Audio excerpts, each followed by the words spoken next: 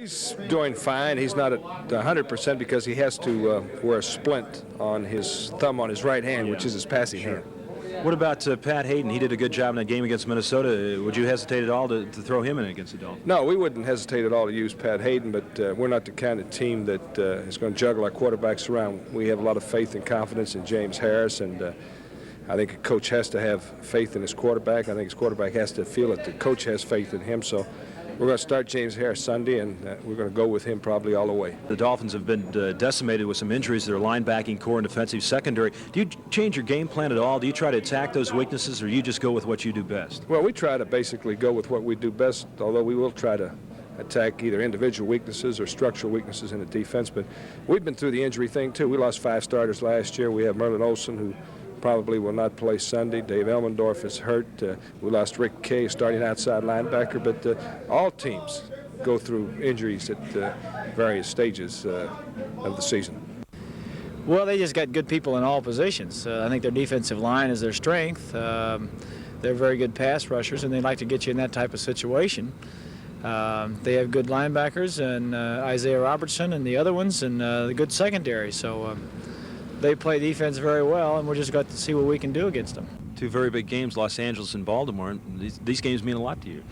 You know, you like to think that when the important games come up that you're going to play well. And I don't know whether it goes back to the championship years of when every game was a big game and the playoffs were big games, but you know, it's kind of exciting this week because you know you're playing a team that is certainly Super Bowl caliber and capable of winning it all, and we're capable of going out and playing with them and beating them. So it's going to be interesting to see this week and next week.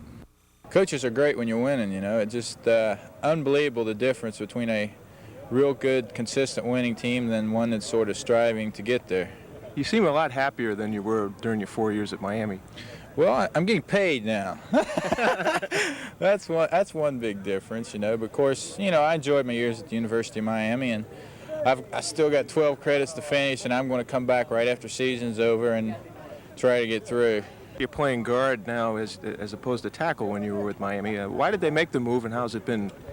Well, they figured that I had enough speed to play guard, and I don't know, I sort of enjoyed it. Of course, they drafted with me, they drafted another offensive lineman from Ohio State, and he's about 6'6", 275, so he played tackle and I played guard, and I like it a little bit better. You get a little bit more recognition playing guard than you do tackle.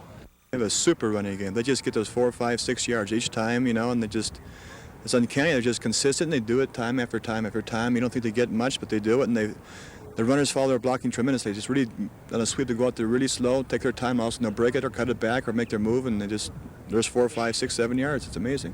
Bob, what's the attitude been this week in practice? Really a subpar performance against New England and not a real impressive win over the Jets. What's the feeling going into this game? Everybody's know what we have to do. This is a time where you just we have to win no matter what, and everybody's up for it, and then give everything we got.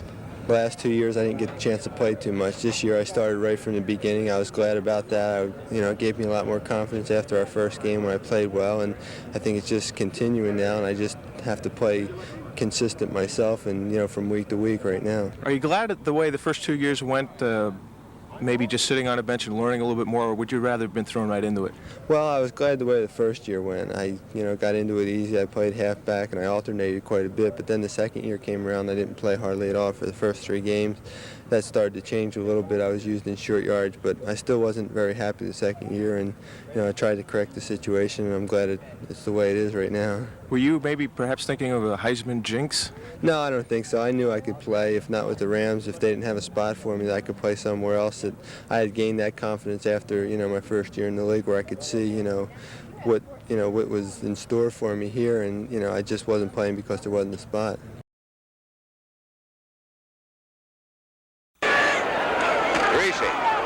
Benny Malone, and Malone gets good yardage. Fully comes in motion, and Malone comes to the outside, gets again good yardage. Fine pass receiver coming out of the backfield. Let's see if he comes out. He does, then Greasy goes back. Hit from behind. Sniper caught the pass. Now, as Greasy calls signals, and looks to the outside in the direction of Pulley. It's Pulley shot.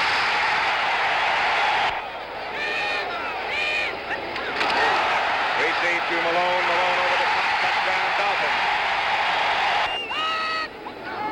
And pitches back to Benny Malone. Malone breaks clear. Finally taken out of bounds. Water. I thought you were more than I just figured out. Greasy back to pass. Gets away from Youngblood. Now he's going to take off. And Greasy out of bounds. Bulash gets the call, breaks clear. And Bulash is going to score.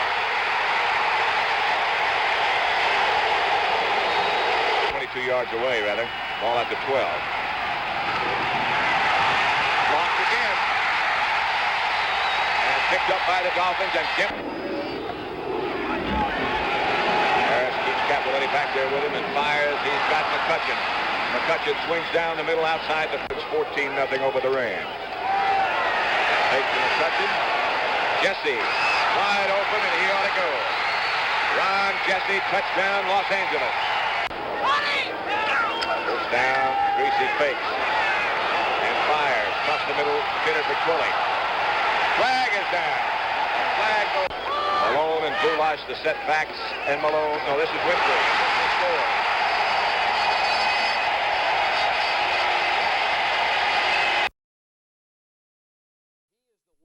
Who asked Muhammad Ali to retire. He said an interesting thing. He said, yes, I think Ali has retired, but he admitted that Muhammad Ali may have financial problems, and he indicated that Ali had spent the Ken Norton purse before he even received it. Now, I want to show you some highlights from the 15th round in just a moment. But first, how about the New England Patriots? Would you believe it? 48-17, the Patriots shoot down the Oakland Raiders. They have now beaten Miami, Pittsburgh, Oakland, 3 weekends in a row. Andy Johnson for a touchdown.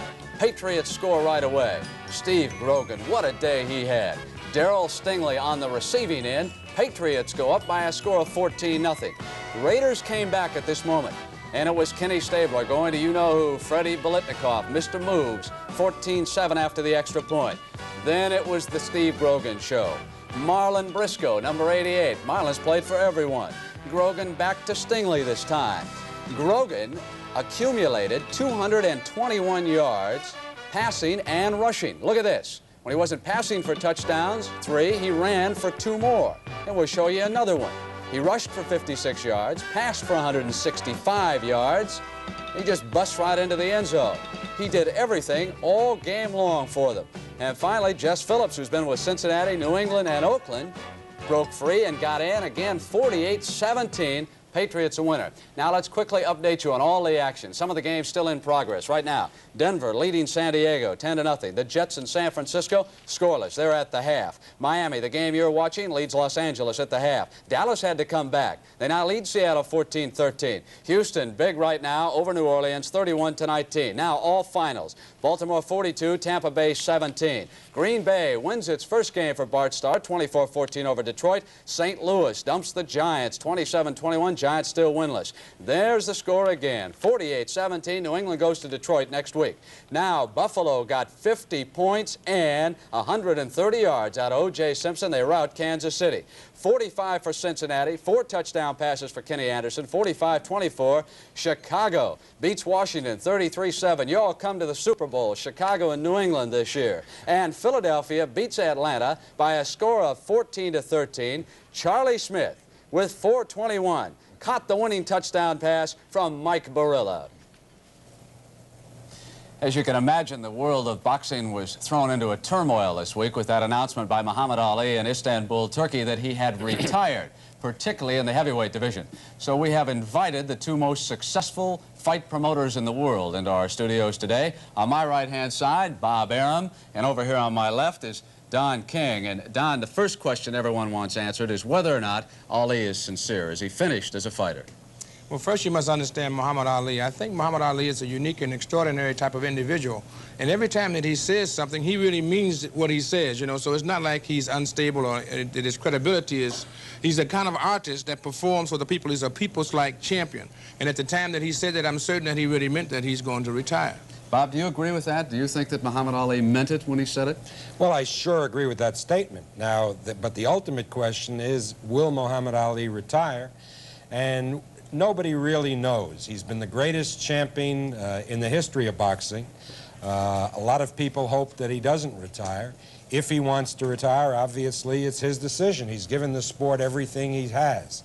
But I'm inclined to believe that ultimately Muhammad Ali will not retire. All right, well, let's say for a moment, theoretically, that he has retired. Let me show you footage from what would be his last fight. Now, we're going to pick it up in the 15th round. CBS covered this fight. You'll be able to see it in its entirety the night of October 22nd. Keep one thing in mind. This is late in the 15th round. Muhammad Ali appeared to have taken charge early in the 15th. But as we came down the stretch, then Ken Norton became the aggressor.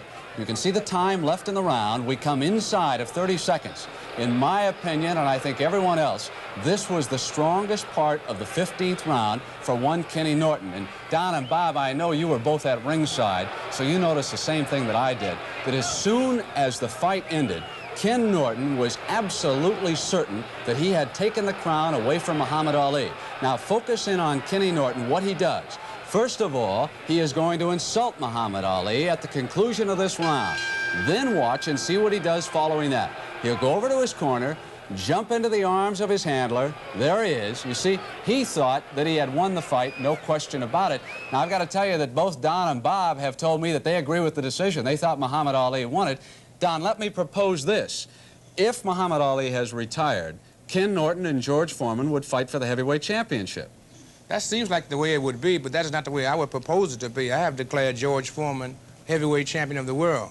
Now, this is not by not an arbitrary or ego trip. This is something that is substantiated by fact. George Foreman knocked out Ken Norton in 2 rounds in Caracas, Venezuela. He knocked out Joe Frazier twice. He has proven beyond a doubt that he's the most formidable and awesome guy out there, so I feel that he should fight Ken Norton, but it should be George Foreman champion, Ken Norton challenger. Bob, would you agree with that? Should we just give the heavyweight title to George Foreman? You don't give the heavyweight title to anybody.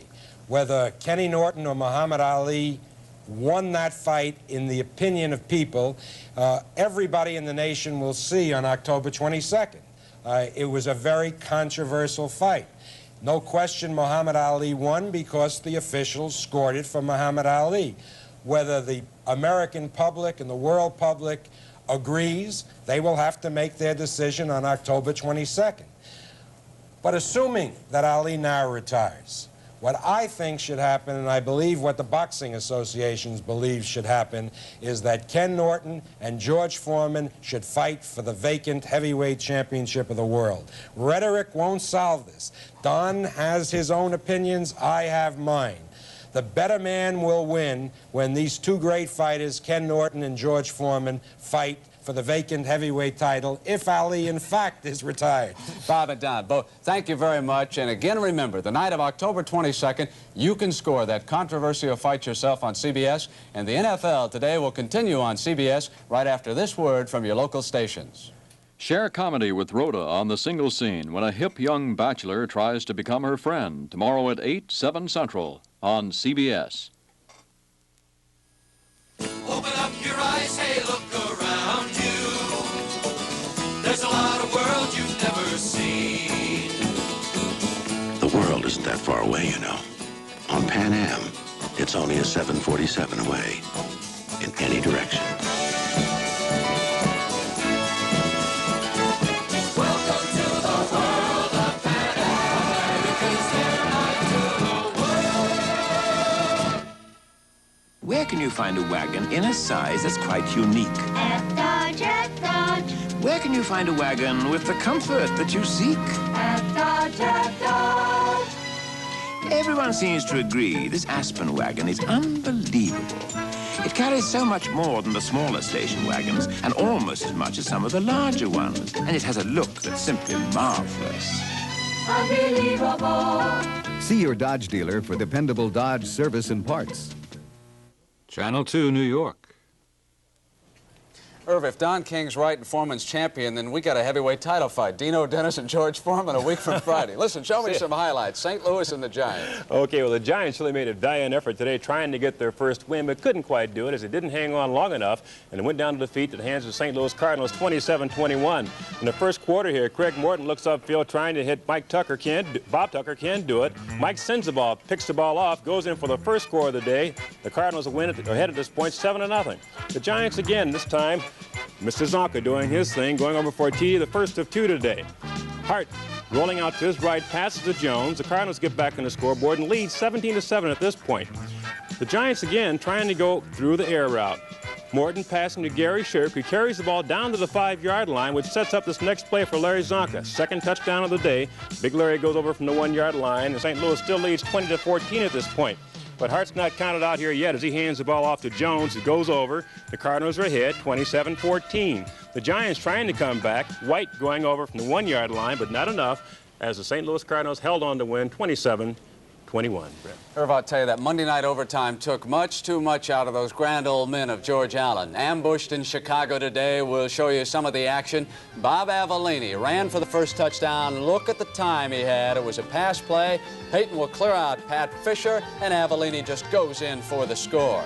Peyton had a tremendous day, rushed for 104 yards. He could wind up the NFC rushing leader, but Harold McClinton got him here, folks. Clothesline, bingo, flags coming from every place. Out one play, and back he came.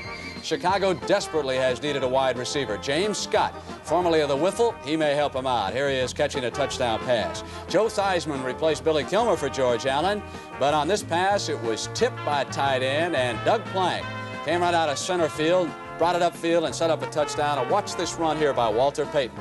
This is why the Bears are beginning to think the future may be now. Hole jammed up, goes to the outside for a touchdown. 33-7, Chicago a winner.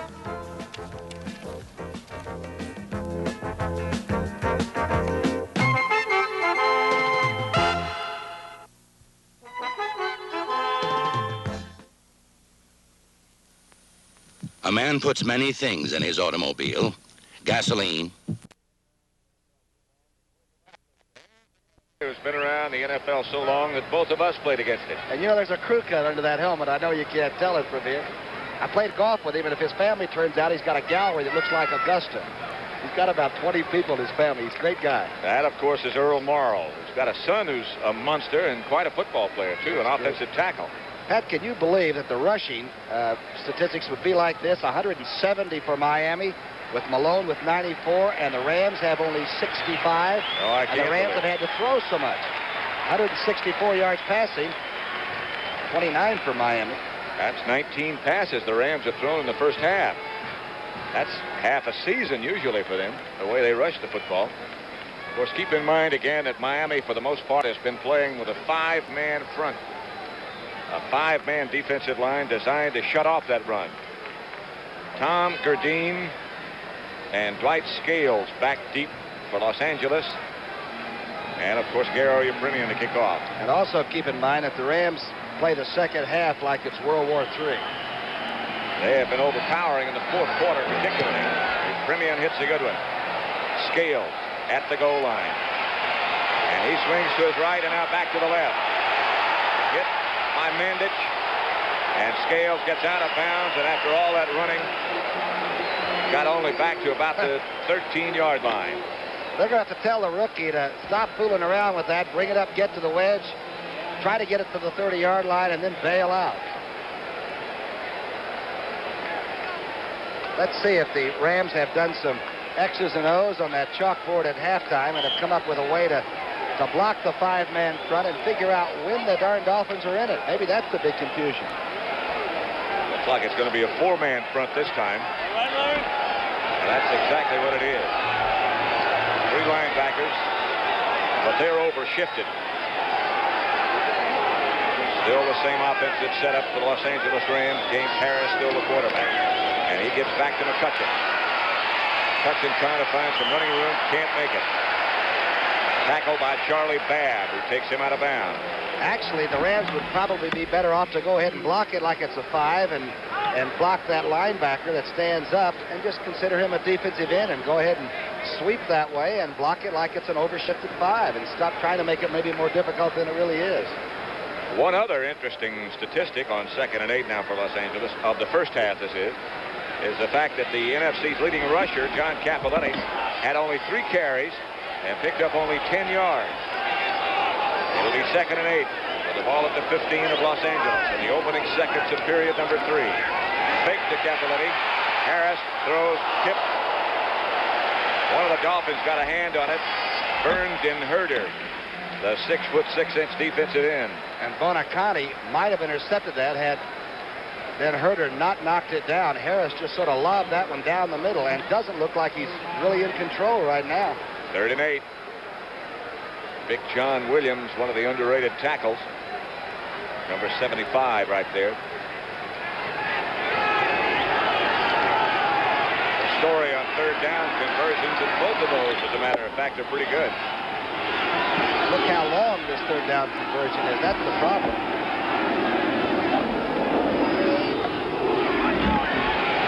Harris keeps Capoletti back there with him and fires. He's got McCutcheon.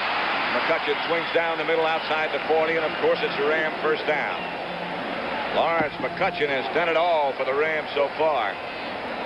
And he comes out of nowhere. He'll come to the left of your screen. And watch Gordon look for him, number 50. And all of a sudden, 30's in there, running flat free. And everybody begins to scrape and backhoe, as they say. Boy, he is some kind of an athlete. At least they surrounded him. McCutcheon caught 4 passes in the first half alone. That's number 5 he just caught. It's first down Rams. Ball at their own 41-yard line. And hold it a second.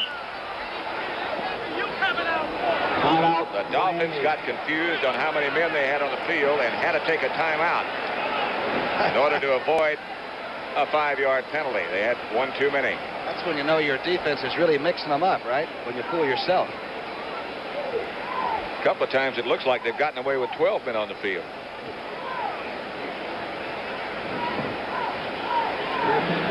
That's next Sunday, the NFL on CBS. The Giants will open their new stadium in the Hackensack Meadows against the Dallas Cowboys. St. Louis will be against Philadelphia in Philadelphia. Atlanta at New Orleans. Chicago battles Minnesota, and Seattle against Green Bay. That's all in a regional broadcast. NFL next Sunday on CBS. How about Chicago against Minnesota? We wouldn't even consider that game. That Party's got that bunch really knocking people. Minnesota's got to play Pittsburgh between now and then. And Chicago just demolished Washington today, so that game takes on a little extra character. First down.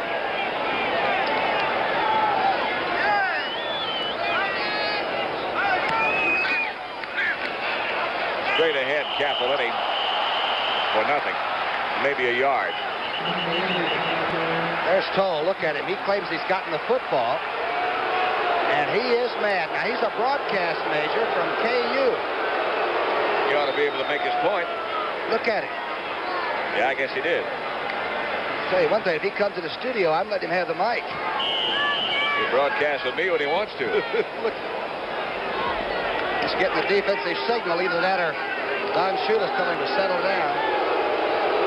Maybe a yard by Capoletti. So we'll make it 2nd and 9 with the ball at the 42-yard line of Los Angeles. 13:20 left in the 3rd period.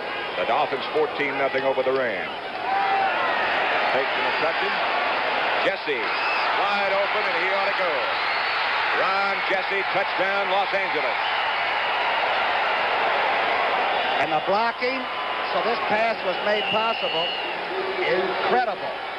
Watch Hara, watch number 60 Hara and Rich Saul stand up, come back, and set up. That's Doug France to the top. Look at 61, and they're 77 now, and they really drill those Dolphins and get them off. And now Jesse has really split the underside of that zone and even gets a convoy as Harold Jackson, the Roadrunner, takes it in too. 58-yard touchdown pass from James Harris to Ron Jesse. Did I say the throw was on? You did. It should have been, because it was really an excellent play by everybody. Barry Hill, the Dolphins safety man, overplayed it just a little bit. 87 yards that drive, took them 5 plays.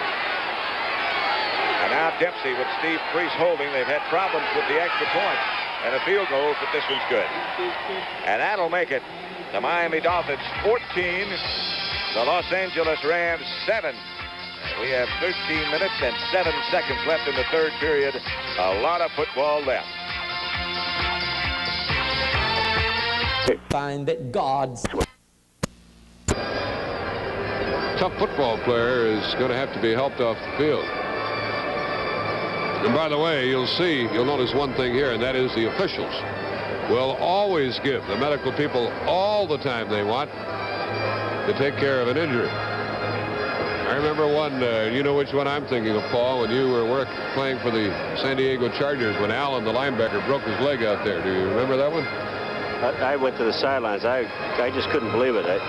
He was good football. He's up with the Seattle Seahawks right now. Let's talk about Lou Holtz, the head coach of the Jets right here. I chatted with him before the game. Paul told you that he has a 5-year contract, and what they say, a lot of football players go from college to the pros, and Holtz is trying to make the pros act like college players now with regard to their dedication and work. And he said he wants people who act like his rookies are acting out here. Told us his rookies are playing better for him than the veterans are. He said there's something wrong when that is the situation. Well, you know, the Jets really surprised me because everything that you heard about him coming into this game, Jack, has been they're one of the worst teams in the National Football League. And the way they're playing football this afternoon, the people in New York have got to be very proud of this football team. They came out here, the chances they had to win, if you talk about coming in first or second, they didn't even have a chance to come in third. And the Jet fans will have their first chance to see their team at home during the regular season next Sunday when Buffalo plays there. And Buffalo won big today. So Holtz has a lot of work in front of him along with his staff. Got him out of bounds. Davis streaking down the far sideline on a fine return for Miami. He's a rookie from Cal Poly. Now watch him go up, put the ball away very, very nicely and firm, and now he cuts it to the right side. Now watch Tom Dempsey make his second tackle of the day. Watch number 10 come along. Get him, Thomas. All right. 42-yard return by Davis. The Dolphins have the ball at their own 45-yard line. Ron Jesse, by the way, has 4 catches for 134 yards, and Harris, the Ram quarterback, 11 of 22 for 258 yards. Right now, it's Bob Greasy in the spotlight, though, as Benny Malone comes to the outside. He broke 1 tackle, got away. That's sad, isn't it? This game is a tough way to make a living. A lot of glamour associated with it, but when you go down and you get hurt, why, it offsets a lot of the pictures in the paper and other thrills that the players get from performing in this game. There's Mrs. McGill going to ride the ambulance with her husband. And it's confirmed that that is his wife. So onto the stretcher and into the ambulance, and who knows, we might even be watching the end of a football career for a very enthusiastic performer. Let's hope that's not the case. When the ball came loose, Paul, when that ball's rolling around, why, anything goes, right? Well, it does. I thought it was a late hit to start with, but I hadn't realized the ball had come loose. And you know, at that point, the ball was fumbled. Hennigan is alert, and he sees the ball. Now, you see it right here. Now, look at McGill. There's Clark Gaines, number 21. He's also in on the play. But watch right here. There's the ball going down. Hennigan sees the ball, and all he's doing right now is just diving for the football, and it just so happens that his head hit McGill's right there. Paul, am I right? When we saw him on the stretcher, there was apparently nothing wrong with his legs, right? Yeah, what they, you know, so it's something to the upper torso, but we won't venture any further guess from that. We'll just lay off the guesses altogether. You know, what I do like to see is that they take all the precautions in the world, and they just, you know, don't rush out and let's you know, the players, let's go help a guy off the field. Let the physicians do it, and let everybody else worry about it later on. We have an updated score as James Harris has hit Ron Jesse with a 58-yard scoring pass to put the Rams on the board, and the Rams now trail Miami 14-7 with 13 minutes left in the third. Watch number 64 now. The ball is coming right over his shoulder, and Twilly is watching first Hacksaw, then the ball. And if I was Twilly right now, I'd just worry about Hacksaw. Boy, I don't know. That's close. I think Twilly had a chance to catch the ball, and I think Hacksaw had a legal right to be in front of him running that way as long as he didn't interfere with it. That one I wonder about. In any case, it's a first down. The ball now on the Ram 22. Winfrey gets the call and breaks down to the 15, down to the 12 before he's brought down by Monty Jackson. Stan Winfrey. Big block by Jim Langer. Jim Langer on Larry Brooks. Watch number 62, and 66 Little works around his. And that's where it happens right there. A super run, but an incredibly good job of blocking against a very good defensive bunch of ball players. Close enough for a first down, or close enough to a first down for a measurement now. The Dolphins 14, the Rams 7 with 11:50 to go in the third period. Measuring for a first down. I've got to see New England now. If they handle the Dolphins and made them look like an average football team, they got to be playing some kind of football. What about what they've done since then? Yeah, a pretty good team from Oakland. And a pretty good team from Pittsburgh they beat last week. What are they doing up there? Not quite a first down, not nearly a yard to go, more like a foot. But we'll call it second and a very, very short one. The indication from Jim Tunney and his fine crew of officials that include Pat Harder, Burl Toller, Bob McElwee, Pat Knight, Charlie Musser. Second and short. Look out for this one.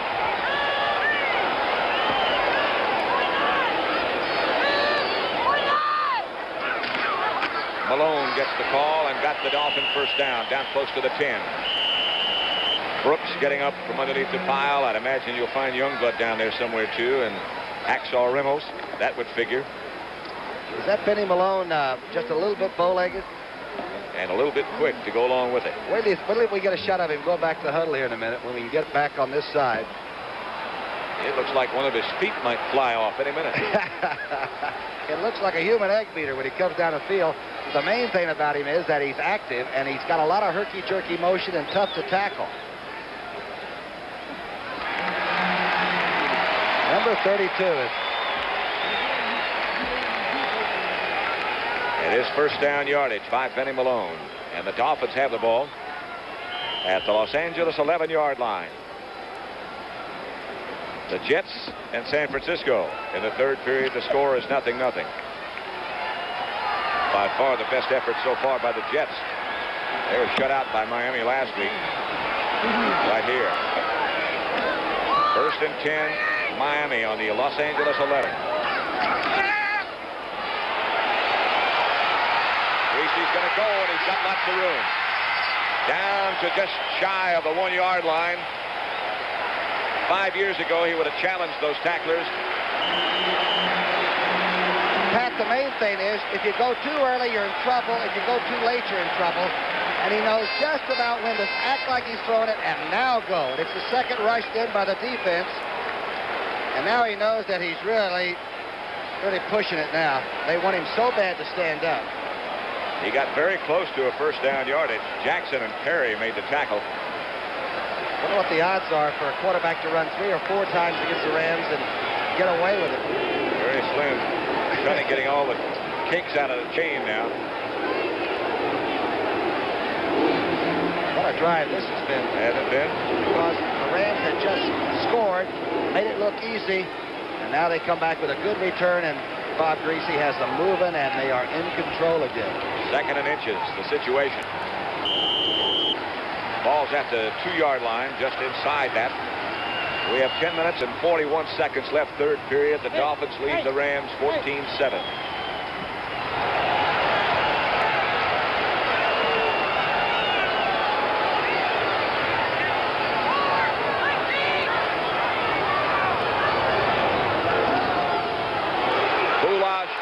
Top got very close.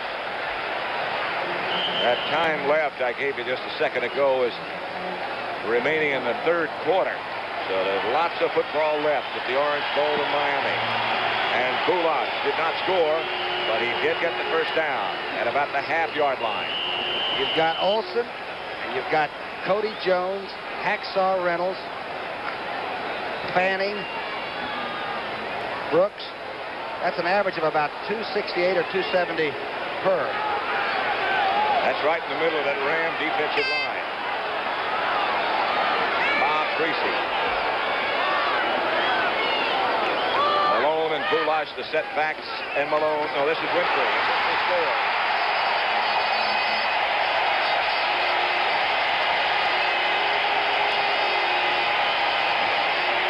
On Andre Tillman to the top of your screen, the big tight end.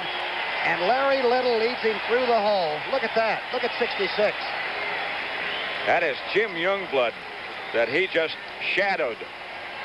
All right, Watch same play, different view. Good block by Boulash, too. Look at that Little. Wow, blows him right out of the hole. A 55-yard drive, climaxed by that 1-yard run by Stan Winfrey. It took him 6 plays. Yptimian makes it 21-7 Miami. It has been a very, very strong showing for Don Shula's Miami Dolphins as they have controlled the football against the Rams and lead by 2 touchdowns.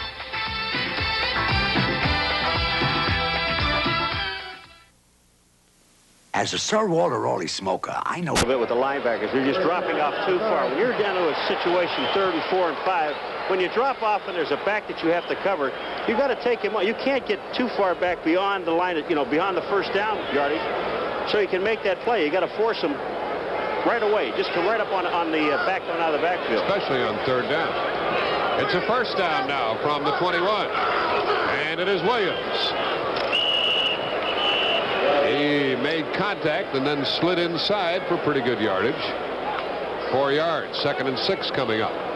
2:10 remaining in the 3rd period.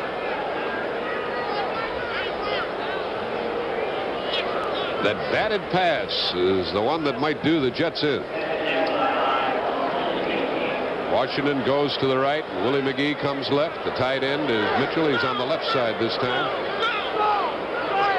2nd down and 6. Williams again. And the hole closed in a hurry as Ed Gallagher got to him. With Richard Neal in on the action.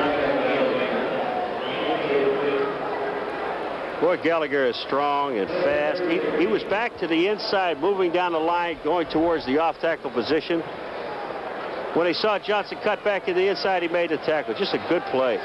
Williams has run for 50 yards and 15 carries. It is 3rd down and 3. He threw in this spot a while back. Plunkett did. This is a delay to Sammy Johnson. And it'll be 4th down. So Not necessarily a very popular call at the Orange Bowl. But it's just as good as if they recovered it. They think they should have it. And the feeling is, hey, look what we just did. They didn't give it to us, but by gosh, we showed them who was boss. Now watch Scales. He decides to stay behind the wedge this time. No fooling around. Now watch these people in those marine green jerseys come through there. Yeah, it's down. It's legal. They kick it out right there and go after it like piranha. James Harris takes over the offensive unit on 1st and 10. 9:37 left 3rd period. The ball at the Ram 24. And Harris says, I can't hear because of the boo. And the crowd's delighted. That's exactly what they wanted.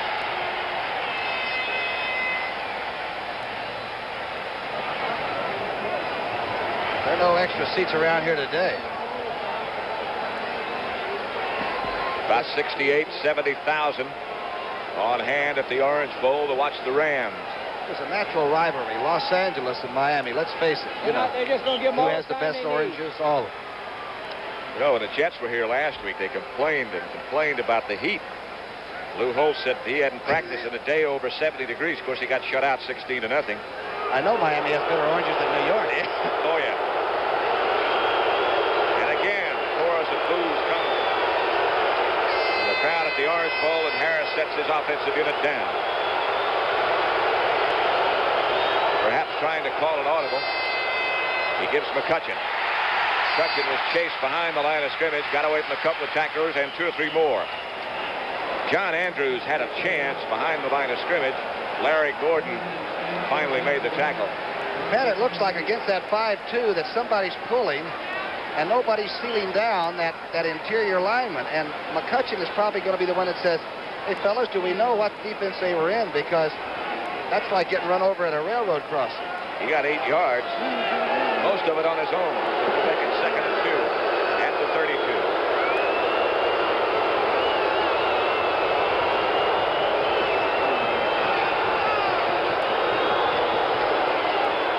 McCutcheon again trying to sweep behind Hara. Got the 1st down. Hit by Toll, I believe, the middle linebacker. Watch him again. Watch this pursuit. Watch Charlie Babb come up by Toll, a middle linebacker. Look at that Toll knock people out of the way. Then the Jayhawker gets some help by Babb cutting the playback inside and buries McCutcheon. Hey, he's a pretty active young linebacker. I'll say. McCutcheon's carried 10 times now for 53 yards, and he is coming closer and closer to replacing Dan Towler as the second leading Ram rusher of all time. Dick Bass is number 1.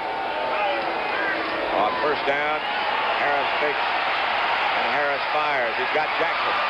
Jackson dances away from a couple. He's got a first down in Miami territory.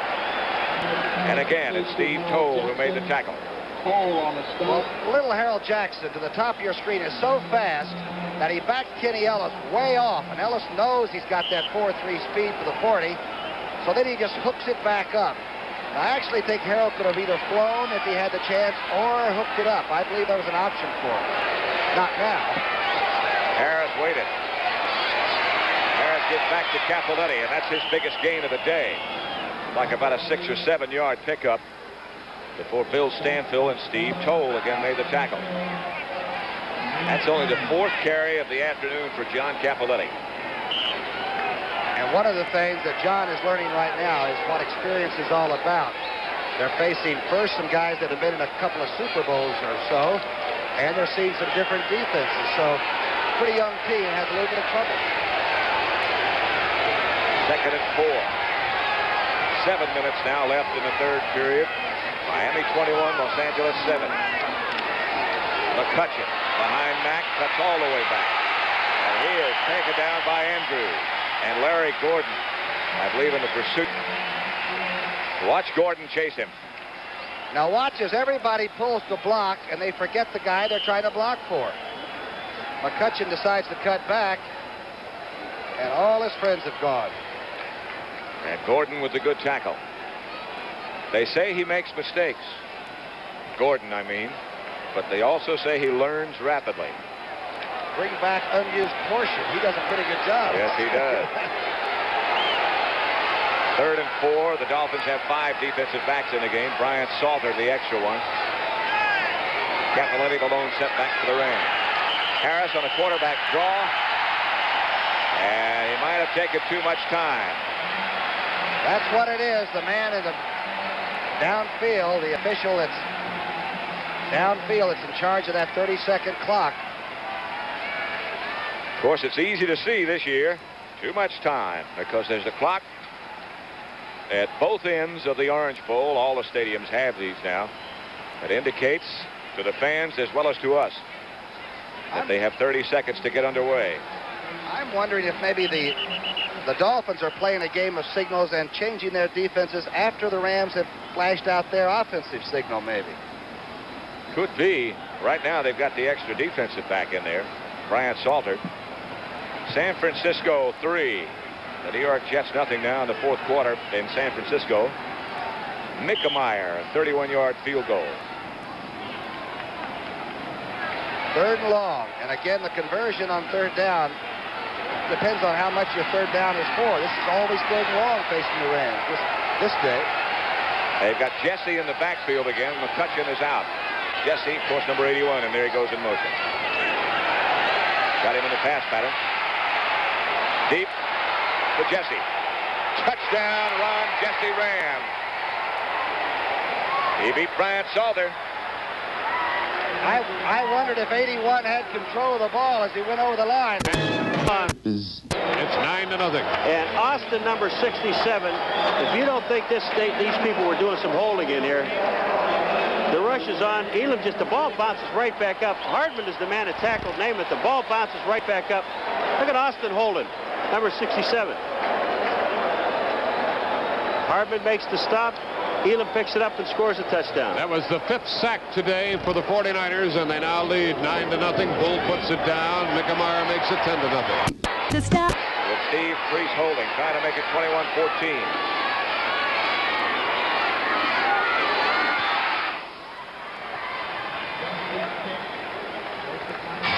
So the combination of James Harris and Ron Jesse have hooked up again.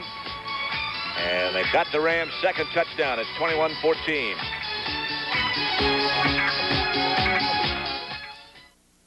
Are you like me? Crazy about cars? He works for him, you know. That machine of yours? Hammer with Weekend Sports. Quarterback Steve Grogan engineered the route by running for 2 scores and throwing for 3 more. 2 TD passes went to Darrell Stingley, the third to Marlon Briscoe. Patriot fullback Sam Cunningham ran for 101 yards and caught 5 passes for 94 yards.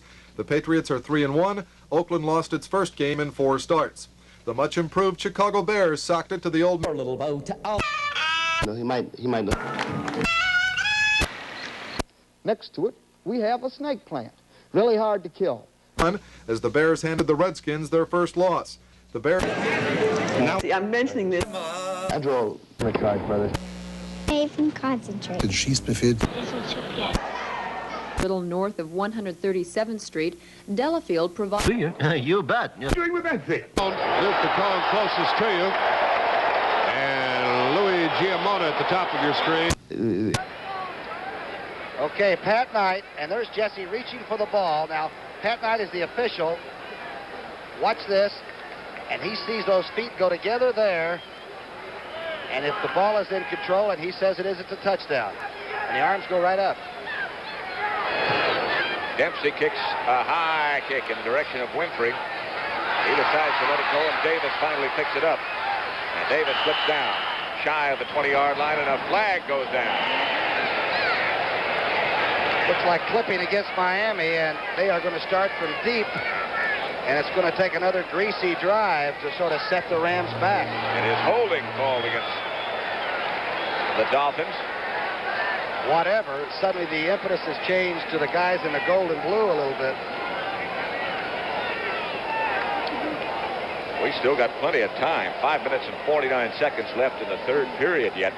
And it's 21-14 Miami over Los Angeles. Holding against the Dolphins. And the Rams seem to get it going. They're like a big machine. They begin to labor a little bit early, and they don't do things right. But by the fourth period, when they find out what you're doing, if they can decide, they can play pretty good football. The fourth period, at least so far in this season, has been their quarter. Here's Bob Greasy on first down. The ball at his own 9-yard line. The pitch back to Malone. And Malone did well to hang on to the football. Stopped by Monty Jackson, the right cornerback. Look at Malone. Watch Benny now. If you can pan down just a little bit. There's a little guy that came out of Arizona where they just chopped cotton and sold potatoes and just worked, boy. That's all the Malone brothers do. And they can play football. And I'm awfully proud of them, I'll tell you, from hard on through this young fella you're watching right here. Somewhere they all learned how to run. And fast. Yeah. Second and 6, the situation now. The ball at the Dolphin 13, and here's Malone again. Down the corner, and he falls. Elmendorf made sure he was down, short of a first down. And again, big Darrell Carlton limps back to the offensive huddle for the Miami Dolphins, number 71, having those ankle problems. Sure, he had it retaped at the half, and out comes Howard Twilley. Pat, it was Jim Mandich, excuse me. I would say if there's a big one, a big 2 yards, so far. There's Hardman and Weber both back there. Hardman beats Roman. Joe gets back just way too far. Look, you see Hardman get back, and right afterward, he just gets slammed. What a number he did on him, and Namath is limping. I don't think we'll see him anymore today. Here's Dwayne Carroll punting again. And rather than McGill, it's Bruce Taylor and Anthony Leonard waiting.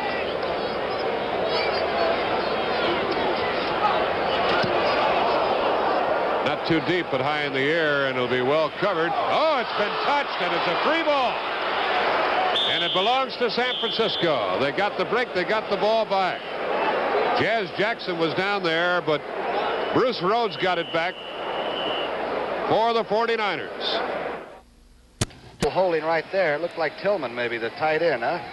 Against Isaiah. That is an unbelievable goddamn call. The Bible, they tell you not to hold Isaiah, don't they? I think so, and that again is the voice of Don Shula you just heard with those comments on the sideline. Offensive. Number 88. Half the distance to the goal line. Jim Mandich was the violator that time. Don Shula again down talking to the officials. Now it's going to be 3rd and about 11. Now, do you throw it, Thomas? Oh, gosh, and the Rams have just come back and put 2 on the board in the 3rd period. I would certainly be very careful here. I think they'll be willing to go ahead and punt the football out. I would think so, but let's see. You saw that 10-0 score, San Francisco. Bulash tucked the ball away safely. He hasn't fumbled all year, recall. And we'll see Larry Seipel. And yet, as soon as you become so conservative that now you start doing this, you lose whatever edge you build up in that first half. You see big Darrell Carlton limping off. There is the sure-handed one. Jim Bertelsen back in. Colonel Wing of the African and will meet all time, they say. Before you know, you just hang it up. Thanks. He isn't. But Seipel deep in his own end zone. Hangs a high one in the direction of Bertelsen. He's going to try to run it back. Jimmy Bertelsen shakes one tackler. Gets into Dolphin territory down to the 46-yard line after a 41-yard punt by Larry Seipel. Stopped by Norm Bulash. Take a deep breath and take all this in now. The CBS Sports Spectacular next Saturday at 4:30 p.m. Eastern Time has the World Light Heavyweight Championship. Here, Plunkett, one of the few he's run today. He's got all the time in the world. Steps up in the pocket. He sees Washington breaking. Interference, defense, first down. They got their feet tangled. Now, I don't know whether he made any hand contact and push, but he must have because the other official threw the flag. It's first down at the 20-yard. And McCutcheon gets the call. Cuts back inside, a block by Dennis Harrah. I believe he actually tripped on Harrah and still made about 5. Watch the man now that spent 4 years of his life in Fort Collins, Colorado. Now let's see if he trips on Harrah. He does. That Dennis Harrah knocks everything down, including his own ball players. Can I say that fight was in Germany? Mount Everest, I think you said. Right. Copenhagen, I think I know, is in Denmark.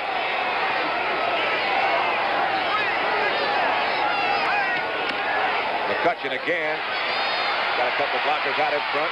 Gets around the corner and spins close to a first down. Bill Stanfill made the tackle. Notice how Harris is going on a little bit longer counts. Looks like he's going on 3 and 4, and he's in no hurry to make the call on the line of scrimmage, and it's settled down the offensive pattern. Looks like they're beginning to pull and cleanly get the job done a little bit. It's going to be 3rd and less than a yard with 2 minutes and 12 seconds left in the 3rd period. Miami 21, Los Angeles 14.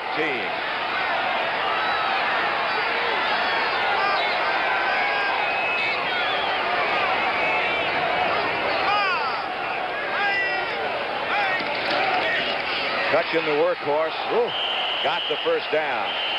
He paid for it. Pat, he paid for it. Den Herder really stuck him. The 6'6" defensive end from Central Iowa. Can't believe all he ever played was basketball. Watch this, though. I think it's Den Herder or maybe Toll, the middle linebacker. Capoletti goes through the hole and gets cracked. I believe it's Toll, that young linebacker, that did most of it. McCutcheon got the first down yardage he needed, but nothing more. McCutcheon goes out, limps out, in fact. And the tandem of setbacks now for the Rams are Bertelsen and Capoletti.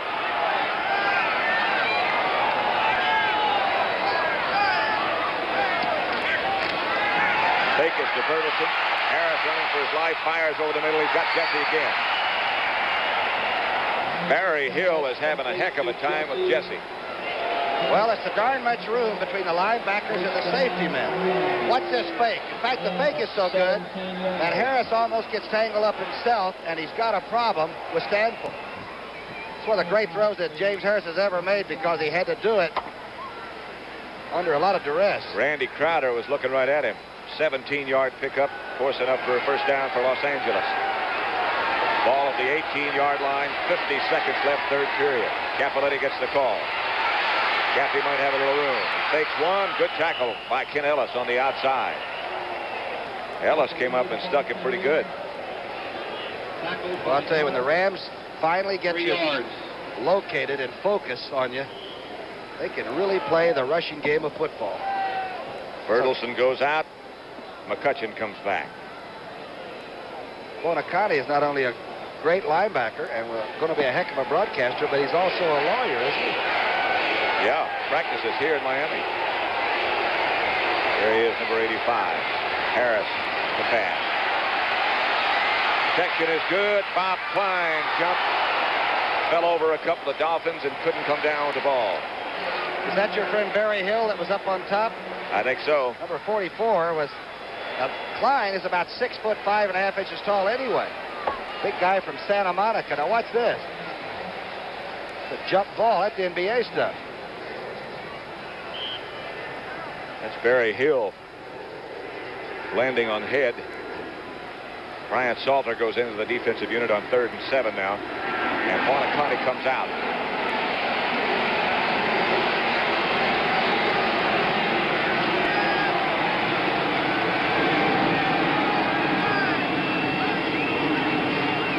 With an option pass, he throws back to Harris, bounces it back to Harris. If it's a lateral, of course, it's okay. Harris picks it up and goes to the 3-yard line. And I'm assuming it was a lateral. That's what they're going to make sure, but if it didn't go laterally, if it went the least bit forward, it's just an incomplete pass. Take a look at it now. Watch where McCutcheon is where he throws, and watch where it bounces to Harris. Remember, he can't take a pass back. The quarterback is not a legal receiver. I believe it's a lateral. It is. It's a legal play. That's the end of the 3rd quarter with the score. Miami 21, Los Angeles 14. We now pause for a word from your local station. Sideline. Dragging that right knee a bit. To the left, it's David Knight. Picone to the right. The give is to Marinaro. He broke a couple of tackles and gained about 9 yards on the play before Mel Phillips finally put a stop to it, along with Dave Washington, the linebacker. Marinaro actually has been on the only offense that the Jets have had all afternoon. In his 5th year now from Cornell, and he has gained 94 yards in 16 carries. It's a good day's work. 2nd down and 1. Todd, the rookie from Alabama, 6'2", 210. Good time to throw the ball, wouldn't it, Paul? But no. He doesn't. He gives to Marinaro for a 1st down carry. Did you say no? Well, when I saw him running, I said no. You know, Jack, it's a tough situation. You're coming into a ball game 17 points down. You're in the 4th quarter, and you see the other quarterback in front of you getting mauled all afternoon, you know, and it come into a game, and he's really not warmed up to start throwing a football. He's got to run some plays. The 49ers know it. I'd hate to be in his position right now. Fields is the center. Austin and Rasmussen the guards. The fake to Marinaro. Good action. A pop pass to Marinaro. And he gained about 7 yards on the play. You can sure see the difference in the mobility of the 2 quarterbacks, Namath and Todd. It's almost, when we watched Namath, that he couldn't drop quickly enough to throw a screen or anything of the sort, Paul. All right, like with Todd here now, you got to be a little bit more careful with this man, because he'll come out and run on you. He can dance around a little bit.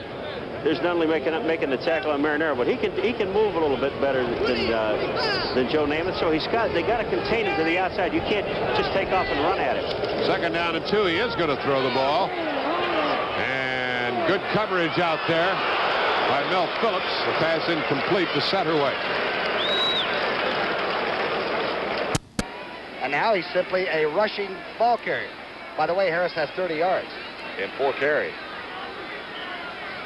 Might also point out that if the defense had recovered that, they could not pick it up and run with it. The crowd still doesn't understand that last ruling, but there was nothing wrong with that. James Harris and his offensive unit. 1st down and goal from the 3. He gives to McCutcheon. Behind Cappelletti and Hara, and McCutcheon does not get in. He got to the 1. That was the first play of the 4th period at the Orange Bowl in Miami, where the Dolphins lead the Rams 21-14. At Summerall with Tom Brookshire on a perfect late afternoon in South Florida. Well, that Toll, that young linebacker, really gets a great lateral pursuit. That play looked like it had TD written all over it. Toll somehow got over and turned it upside down. Been a good day for James Harris, as you can see. 2nd and goal.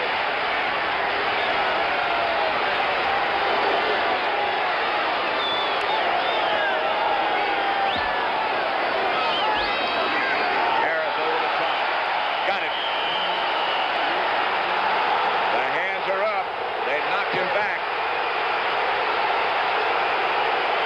And look at Harris helping get some of his linemen up. He helped Doug France up. He waits, lets the undercharge take care, and up over the top at least once. Again, it was very close, but if any part of the ball is over or on the goal line, it is touchdown. From that angle, it doesn't look like he made it, but from straight down the sideline, it does. Tom Dempsey to try to tie it up down at 21 all. And he does.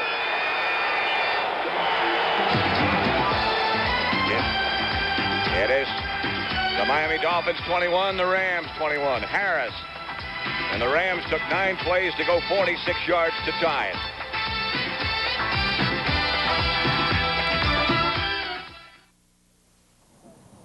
Lee is mighty particular. Ball at the 22, 2nd down and 7.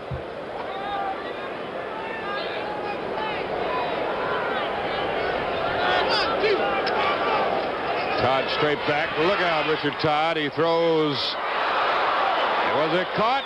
Yes, it was. It is 1st and goal to go. David Knight, with the defender Jimmy Johnson hanging all over him, makes it 1st and goal from 1.5 yards. Oh, look at this. You talk about a perfect pass. He's got good protection. Hardman's coming from the backside, but Todd gets this off. Johnson's there, but look at this catch. It's perfect.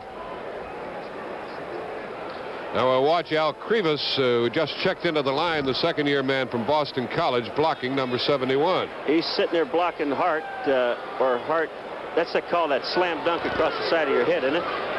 1st and goal, and a touchdown for New York with Marinaro going across. Marinaro with a touchdown. And nothing will give a young quarterback more confidence in his team and in himself than being put in a situation like he was here, Todd, and move your team the whole length of the field and score a touchdown. Look at Namath give him 5s. Nice going, kid. The extra point attempt by Leahy, attempting to make it 17-7. 7:21 remaining in the game. That is blocked.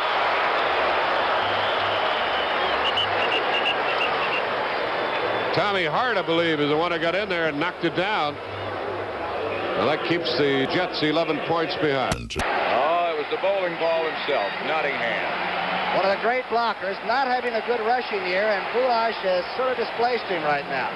Boo's a little bit better pass receiver. But, Pat, everything the Rams have done has been close. They almost juggled one at the end zone that Jesse caught. Did they score on the last quarterback sneak or not? But this kind of a game between two great clubs, I think it's decided that way. Scoreboard's got it 21 apiece with just over 14 minutes left in the football game. The Rams and the Dolphins hard at it.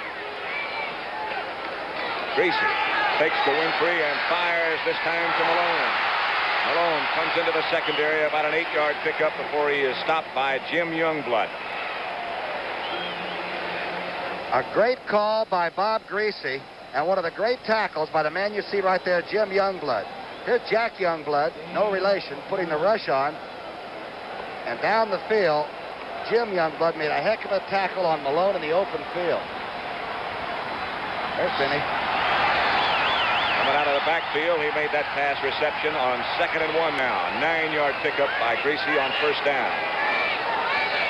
Bullock, the back closest to him, gets the call. Bullock gets right to the 50-yard line and a 1st down. You see him looking?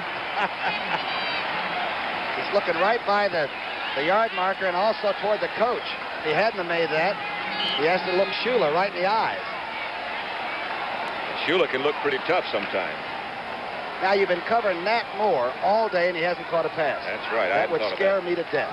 If I was over on defense, I'd be saying, I know they have to go to him in this kind of a game sometime. In the event you might have joined us late, Bob Greasy is playing with a badly bruised and sore finger on his throwing hand.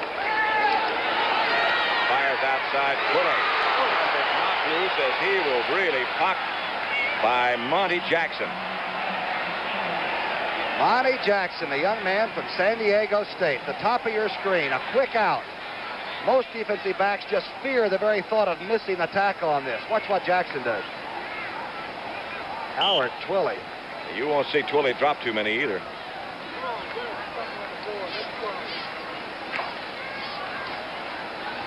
The information has just come to us that this is James Harris' best game ever as far as the cumulative yards are concerned. Stan Winfrey in the backfield. I'll give you the rest of that information in a minute. Winfrey's the fullback. Winfrey, about a 5-yard game. Against Baltimore in 1975, James Harris had 294 yards. He's already got 336 today. So it looks like he's well.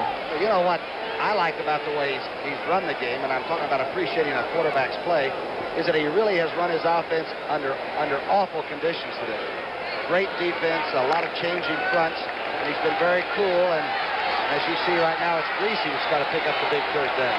Jim Mandich in the game for the Dolphins, and so is Larry Seifel. Seifel, number 20.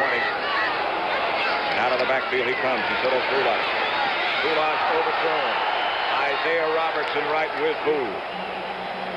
That's Bill Simpson who's down the field. Too far out for Euphemian. Seifel will stay in and punt. And keep in mind a point that Tom Brookshire made earlier in our broadcast. Seifel can run with the football. And this is a good spot on the field to take off with it, too. Seifel, in addition, is a fine athlete, fine enough to pass as well. Bertelsen back at the 10-yard line for the Rams by himself. He's a fair coffin corner kicker. That would be the ideal thing to do right now, is to try to drop it in the corner.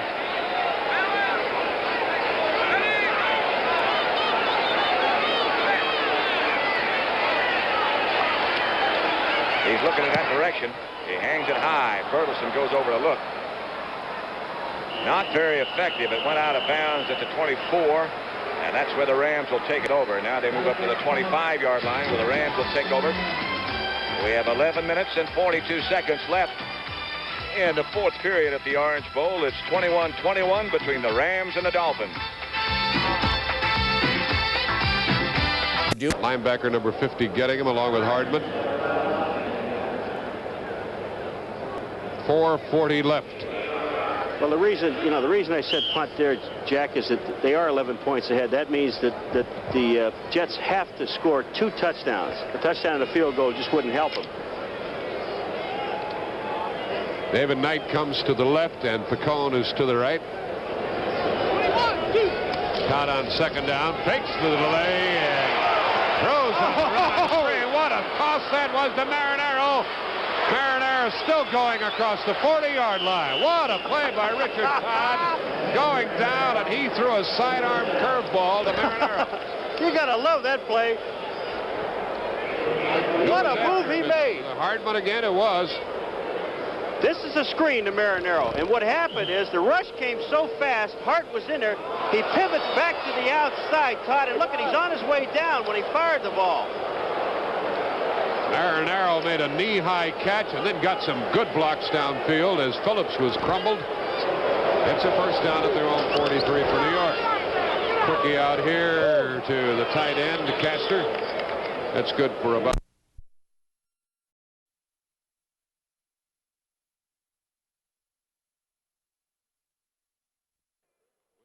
3.5 minutes, 3:27 left. Vanderbunt chased him out. He makes it exciting, doesn't he? Well, the Jets have made it exciting here today, Paul. That one batted ball that went up in the air seemed to turn the tide when Mitchell caught it, didn't it? Yeah, and the pass really wasn't. And the fumble by Namath. They see the athlete can do everything at about 3/4 speed, and it's faster than just darn near anybody else or anything else. That's just what he did. He's supposed to throw it. Nobody was fooled. He puts it away. San Francisco 17, the New York Jets 6. That's the fourth quarter score at Candlestick Park. Look at this one. End of a dream, huh? Right. 23-0. Denver over San Diego. And Dallas has taken the lead in the fourth period over Seattle. Cowboys 21, Seattle 13. Third down, and James Harris drops the pass and throws. He's got Jesse again. Jesse broke one tackle, now breaks another one. And Ron Jesse gets away from another man and shakes again. Jesse to the 43-yard line before they finally gang up and stop him. A first down, Los Angeles. Brian Salter missed him at least twice. Here's the play. Good blocking now, an over defense by the Dolphins, and the pass rush now is non-existent. Harris stands straight up. Here's Salter's first shot at number 81, Jesse. Look at that balance. Now Jesse decides to cut it upfield. He would like to be tackled now in a neat fashion, but nobody wants to cooperate. And he has to go through it. There's Salter again, number 30. He stayed with it. Fine run by Jesse. He came out of the backfield again. That's catch number 70 for Ron, or 7 rather, for Ron Jesse. 70, that's a pretty good year. In the direction of Jackson, got it. Fine catch by Jackson as he slipped going down. Not bad coverage either by Kenny Ellis, but what do you do? Again, watch the pass blocking. That was Cappelletti helping to the top, McCutcheon helping to the bottom on Stanfield. And look at this diving catch on a deep sideline. 25-yard gain by Jackson. Good catch. Jesse, I started to say a minute ago before I gave him 70 catches, has 7 for 220 yards. 2 touchdowns. Not too shabby. He's not through, maybe. Cappelletti comes to the outside, now cuts back inside. Hit by Gordon. Patience is a virtue, you know. Even in football, where everything explodes on the count, on the line of scrimmage, that time Cappelletti went to the left and saw the defense sort of overrunning, and then he just turned it back inside. Against Minnesota, the Rams ran that play with Cappelletti carrying and looking for the hole. Against Carl Eller, 14 times in one ball game. He finally asked the offensive tackle, let me give you my playbook. Don't you have another play? Here's Bertelsen straight ahead. Looking for the first down. He got inside the 10-yard line. The attendance today, 65,314. They haven't been disappointed.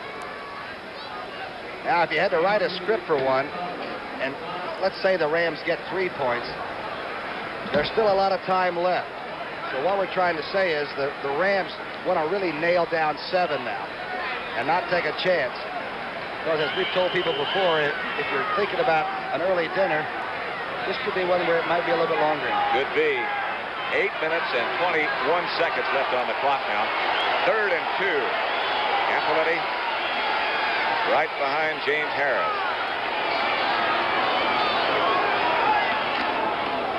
But McCutcheon gets the call. McCutcheon's got the first down. Touchdown, Los Angeles. Lawrence McCutcheon sweeping to his left, scores for the Rams. All right, here's this 206-pounder. Look at Max inside, Doug France inside. Good blocks that cut off the pursuit. Now the feet take over.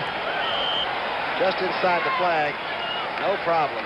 That good block by Tom Mack cut down Charlie Babb.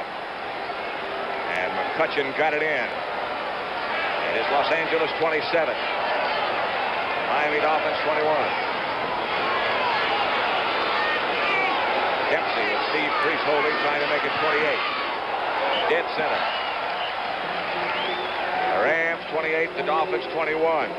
McCutcheon, 9-yard touchdown run in a drive that went 75 yards and took just 7 plays.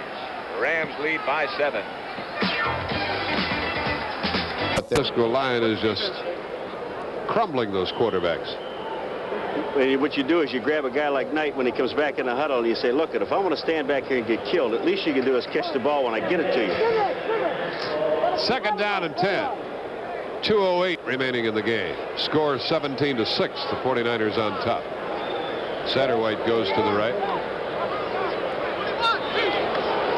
They play another game, and there goes Elam. Fumble, kicked by Hart. Loose ball, Jets have it. Way back inside the 35-yard line. Rasmussen recovered it. Hart was trying to get on it, and he kicked it. Elam came looping around from the outside, and nailed him again. Well, Hardman and Elam and Webb and Hart have been shaking hands all day, congratulating each other. Jack, what's happening is Rasmussen and Roman, two people on the left guard and tackle. We'll get to it in a second. Yeah, the Rams have gone ahead of the Dolphins, by the way, 28-21 in the fourth quarter. I don't believe that's... No, I'm not going to comment on it. I don't think it is. Can you sing? No. Is there a song? Ah, see there. You look like Vaughn Monroe. Buck Monroe. Straight out of wardrobe, right? Here's Tom Dempsey. Again, it's a line drive kick. Again, taken by Nottingham. Nottingham hit by Thomas. Gets out to the 38-yard line where the Dolphins will take over. Dempsey really having a problem with his kickoffs. Tough team, though, to catch up against. Oh, yeah. Real tough team to try to load it up. The only thing that's great about Bob Greasy is that he doesn't try to do it in one play anyway. Now, if you try to do it in one play against a team that rushes the passer as well as the Rams do, then you're going to have a lot of problems. And it's 1st and 10 for Greasy in that offensive unit. Boulash and Malone, the offensive backs, with 7 minutes and 55 seconds left to play. There comes the blitz. Outside Malone, and he fell down. Boy, was that ever set up. How did Youngblood, how was he the one that came over and touched down Benny Malone? Now, again, that's regular grass. Benny just got everything all tangled up. He had some blockers in front. Oh, he did. Now watch Jack Youngblood. Being picked up here by Boulash. Against the screen. Now, the ball's already gone. Most guys would quit, right? Not the darn Rams. Dreyer goes over, and he's got his buddy there watching, making sure. Play lost 4 yards, so it's 2nd and 14.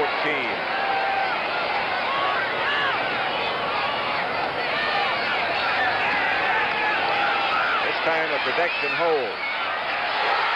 First catch of the day by Nat Moore. And Greasy laid it right in there. He scares me. At 5'10", about 185 pounds, he has that sudden burst. He is to the top of your screen, coming straight across. And watch where he catches it. He doesn't even see or hear these people. He's a fearless, fearless little receiver, I'll tell you. He is tough. Played his high school football right here in Miami. Then went to the University of Florida. 19-yard pickup. The Dolphins are in Ram territory with just under 6.5 minutes left to play in the game. Greasy back. Again, good protection. Firing deep this time again for Moore. He's out there. Touchdown.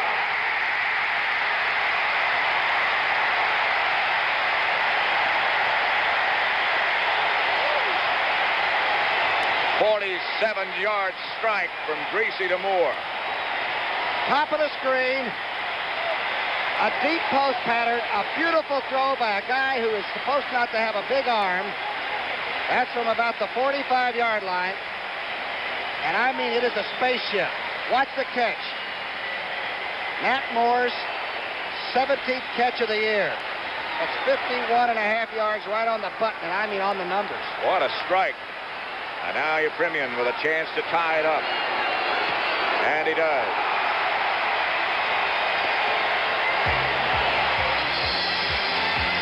Look at that clock, and it shows 6 minutes and 17 seconds left to play in the game. It's the Dolphins 28, the Rams 28.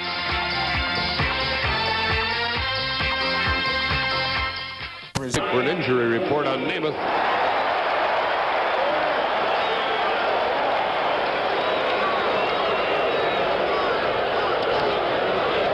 This is the other Johnson, Sammy Johnson. He wants to stay in bounds, and he does with 20 seconds remaining. And now the Dolphins have tied the Rams 28-28 in that game.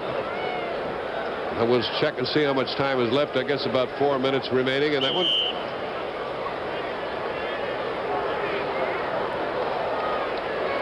(28-28), the Dolphins and the Rams, and this one ends right here.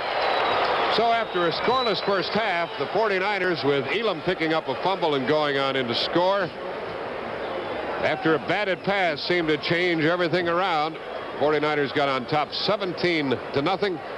They have won the game 17-6. They have a record of 3-1. Attention, please. Now coming in, Don Shula pacing up and down in front of the Dolphin bench.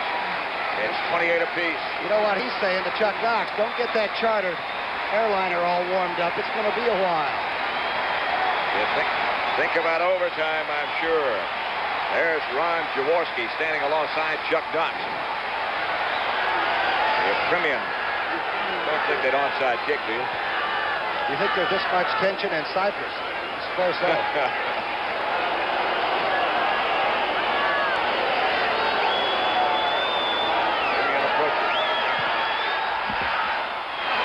Ball handled by Gardine. He's to the 20 at 25. Breaks a couple, breaks another one.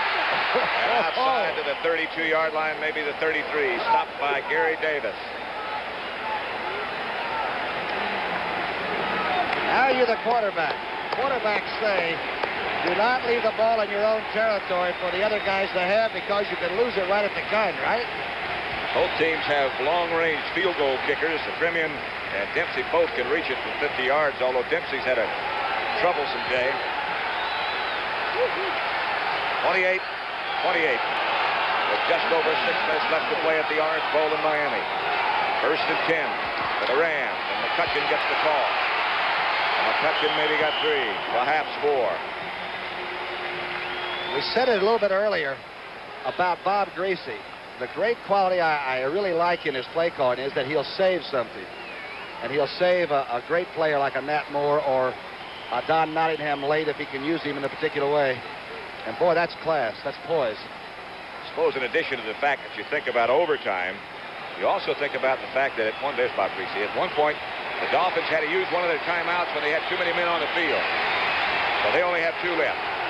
The Rams have 3. Here's Capoletti. Cappy. Swarmed on by Gordon. And Andrews, number 70. And it'll be 3rd down for James Harris. Larry Gordon was the Arizona State football player that you and I saw doing that Fiesta Bowl on CBS that was ejected for fighting. And he was a number 1 draft, and that may be the reason that Shula drafted him. He's tough. He is tough. There's a final score. San Francisco 17, the New York Jets 6. New York teams this year 0-8.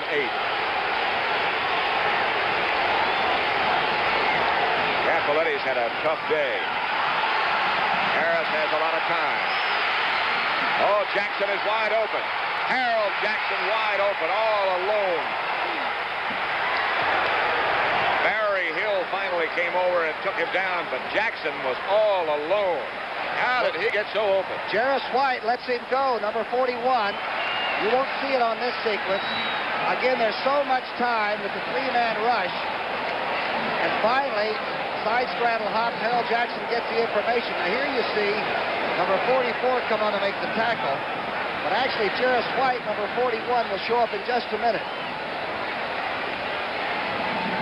He doesn't right then. But Jarris White was the one that sort of checked him and let him go, thinking he had deep safety help, and he didn't there. We got 4 minutes and 5 seconds left to play. The Dolphins 28, the Rams 28. Ball is on the 10-yard line of Miami. 1st down for the Rams.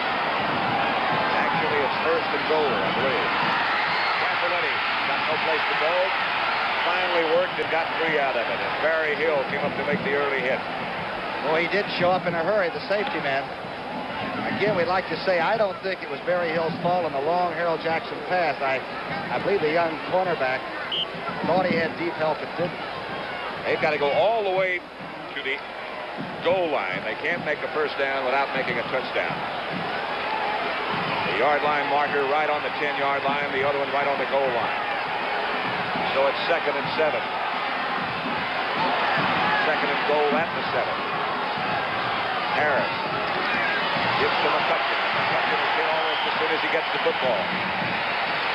Now we're getting down to 3 minutes left to play. Score all tied at 28-28. 3 points? Nervous time for Tom Dempsey. 3 points with 3 minutes. And remember, Dempsey's had a very, very hard day. He's had 2 kicks blocked. He's missed one outright. And there are no chip shots, right, field goal kicker? Especially not when it's late in the game and the score is tied. Harris now has 436 yards passing. A McCutcheon again. Does not get it, but he's got Dempsey right in front. 436 yards and doesn't have the football game won. It's still tied. 17 of 29 is Harris. By far his best day, and here comes Tom Dempsey. Steve Priest will hold.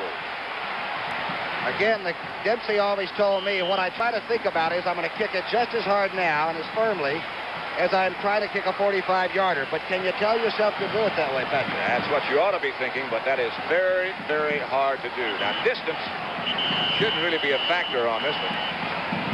The hold, the center, and the strokes. And Dempsey, as the 2-minute warning comes out, is going to have a little time to think about it. And that can't be too much of a help.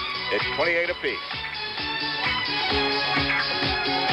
We'll welcome the folks who were watching the Denver-San Diego game, and we talked before the games today about the fine San Diego offense, but it was not operative today. We'll have more on that later. We sure will.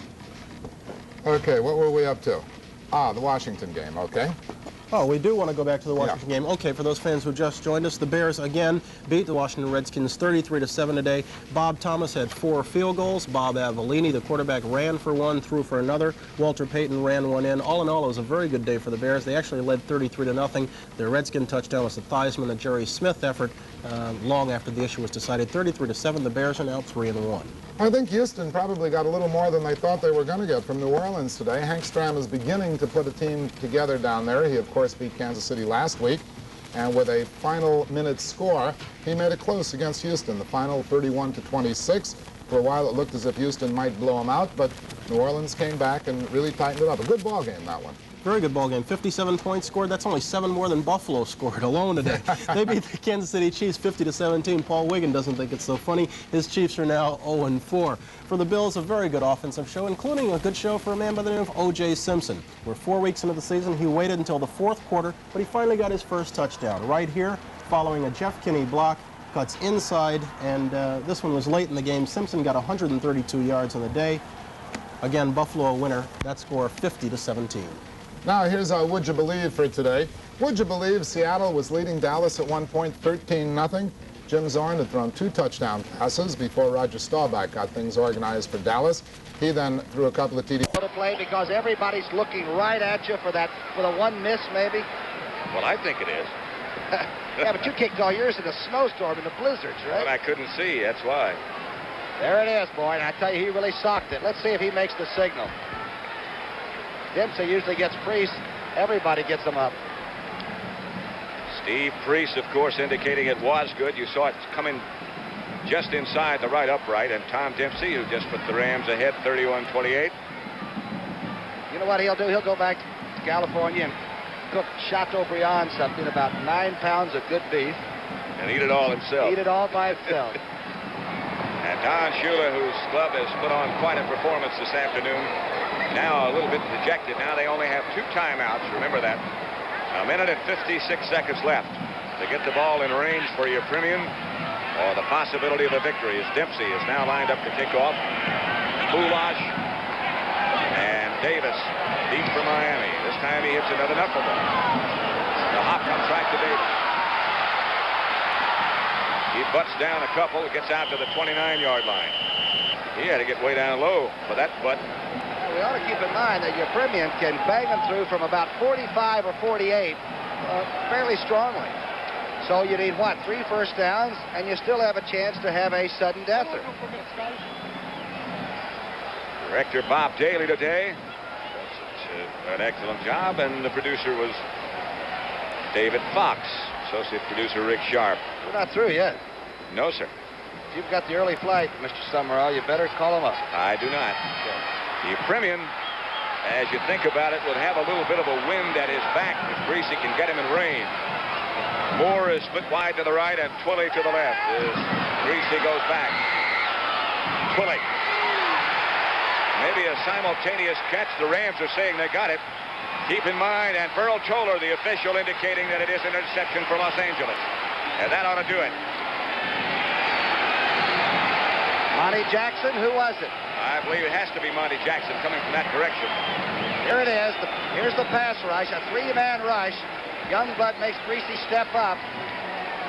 It's Elmendorf and Jackson who are involved in the coverage. And Elmendorf got the interception. And Elmendorf came in with sort of a sprained ankle. He didn't feel like he was going to be 100%. There he is. There's Dave. It's some kind of a plane flight back to Los Angeles, the City of Angels, huh? After this comeback, Dolphins led 21-7 at one point. The Rams have the football with 1 minute and 37 seconds left. The Dolphins have only 2 timeouts left. McCutcheon goes to the outside. He doesn't want to get out of bounds. See a flag go down? I think so. Problem is you can almost stall out the clock. What you don't want to do is lose any important players, and they're all important now. In the last minute and a half of a victory, I've seen a lot of guys glide and let up and relax and get whopped. Penalty's going to be against the Rams. Tom Mack over talking.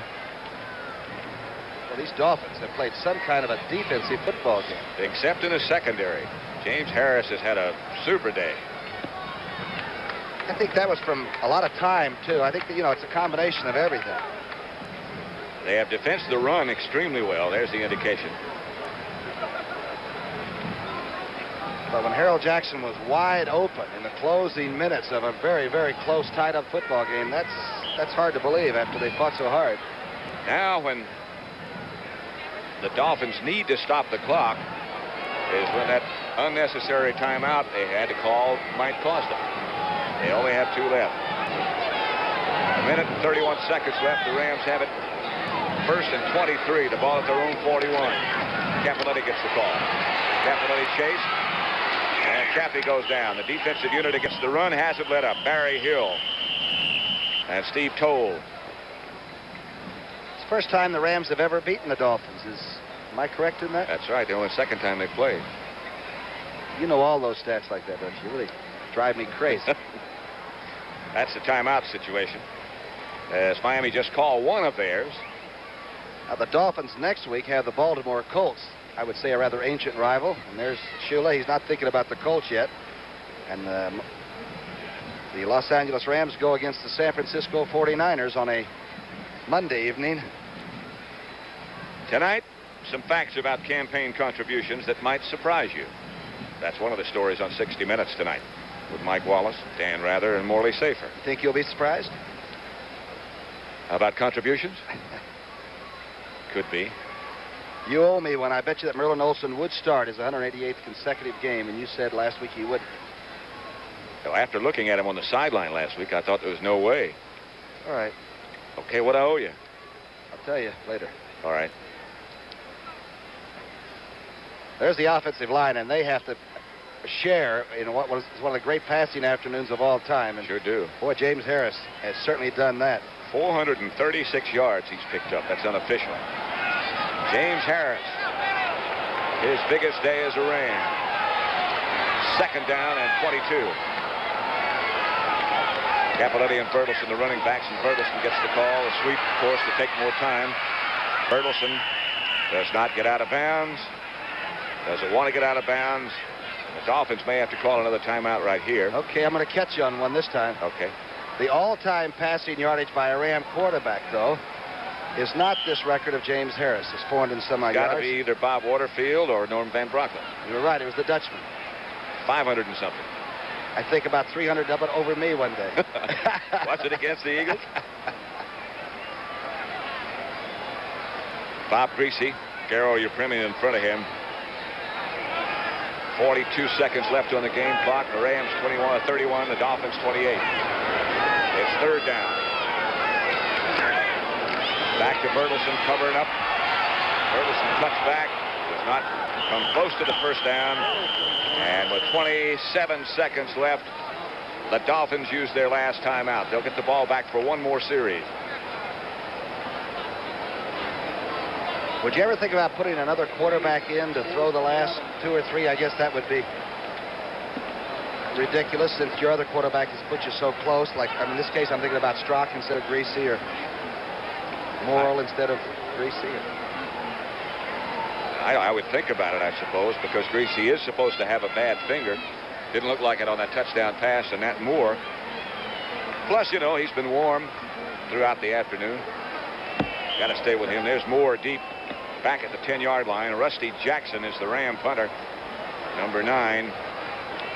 A rookie. Think they're going to try to block it? I think they're going to. That means he's got to get it off at less than 2 seconds. That's what they time him. Jackson standing back at his own 38. Long count again. They tried to block it. They didn't hit him. They stayed away. Moore is going to field it at the 10. Hit down immediately. That's a long way to go with no timeouts. The clock stopped now with 17 seconds left. Good punt by Jackson. A couple of nibble plays to the outside and then try to stretch a zone so far with speed on both ends of it that maybe you can get somebody to make a mistake. With no timeouts left, you got to work that sideline. Bulash checking in with Greasy, who will run this first play and throw this last pass from deep in his own territory. The ball at the 10-yard line after Moore fielded that punt. A good punt by Jackson under those circumstances. This club did quite a job, too, though, you know. Yeah. Nobody ever thought they could come out and run on the Los Angeles Rams. They did more than that. They put points on the scoreboard. Benny Malone over 100 yards. Bulash a couple of strong runs. Greasy. Pass rushes on, but the protection is adequate. He fires up the middle. That's picked off. This time by Simpson, and Simpson cuts back down the sideline. Simpson to the 15, to the 10. Los Angeles football game. And the Rams will remain undefeated. We have 1 second. And they stop the clock now with 2 seconds left on the scoreboard. The Rams have the one tie against Minnesota. Miami's record will drop to 2-2. I think we'll see both of these clubs later on. I had no idea the Dolphins were this tough and physical a football team. They can play with anybody. Rams won't want to come and play them anymore. Don Shula had his club prepared in good fashion. He doesn't know Mr. Rosenblum very well, do you think, the owner of the Rams? I imagine he's a casual acquaintance. Chuck Knox knows him pretty well. That's Kenny Meyer alongside Chuck. Crowd now starting to empty out. This should be all of it. And Harris just stumbles backwards. Bertelson and Capoletti protect him. And the Los Angeles Rams have defeated the Miami Dolphins 31-28. That's the end of the game. The final score 31-28. We'll be back at the Orange Bowl in just a moment.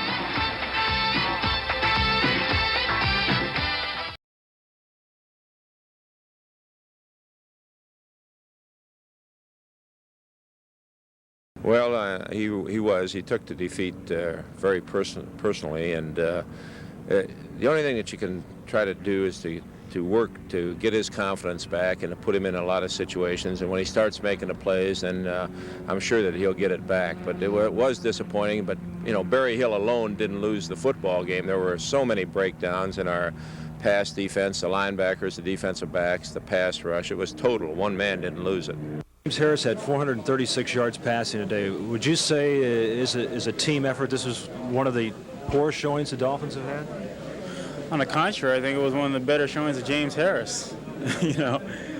Everyone, when something ever goes wrong, everyone starts to look at the people that it happened to and say something went wrong. They never stop to think that the opposition is trying to do something also. Yeah. We didn't get the job done, and I won't say nothing else about that. Well, with the two linebackers, as you mentioned, that puts a lot of pressure on your defensive backs. Was it more of a man-for-man situation, or was it a zone? No, well, we didn't run too much man-for-man. We played exceptionally a lot of zone, a lot more than I thought that we would. But, Miami played zones for years in order to throw against them. I think so by far. We rose to the occasion, and they have a super football team, and, it was just an up-and-up game, and they won it, and we didn't.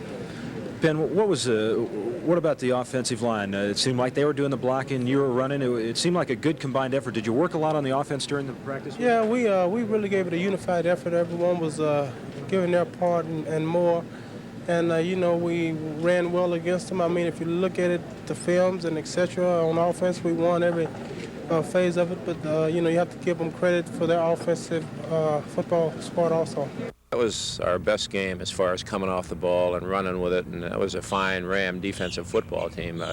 People don't push them around, and yet our offensive line dominated, and our running backs ran the best that they've run this year. It was more reckless running yesterday than we've had at any time this year. Is this the hardest you've had to coach as a head coach with all these injuries and everything else? You have to spend so much more time, new people coming in and indoctrinating them to your system rather than just, working on the things that you have to work on to prepare for a game. Well, this is the thing that happens to you when you get a lot of injuries, especially to what should be your depth. These are the ones that are playing, and then you bring in newcomers, and you have to spend time just teaching them the basics of your system as opposed to doing the finesse things, getting ready for the individual opponent that you're going to be playing against and the peculiarities that they show. And we haven't been able to do any of that, and it was very evident yesterday. Have 4 people that's working together all the time, why, you're going to get a better pass rush because of knowledge of each other, what they do, what games they work, the better. But because of the problems we've had, well, we've had to work all 6 from time to time, and some of them work better together than others, and it hurts, but it's not an excuse. We should still get the job done because there's 6 good athletes, and they should be able to do the job. Well, the strongest part of our defense has been, up to this date, the 3rd and long situation. And we got them in the 3rd and long, but we didn't stop them in the 3rd and long, and that's where our big breakdown came. I mean, first down, we're in pretty good shape. 2nd and long, we're in pretty good shape. It was the 3rd down, the 3rd and 5 to the 3rd and 12 or 14 yards that we got killed, and this has been our strength, and all at once it fell apart on us.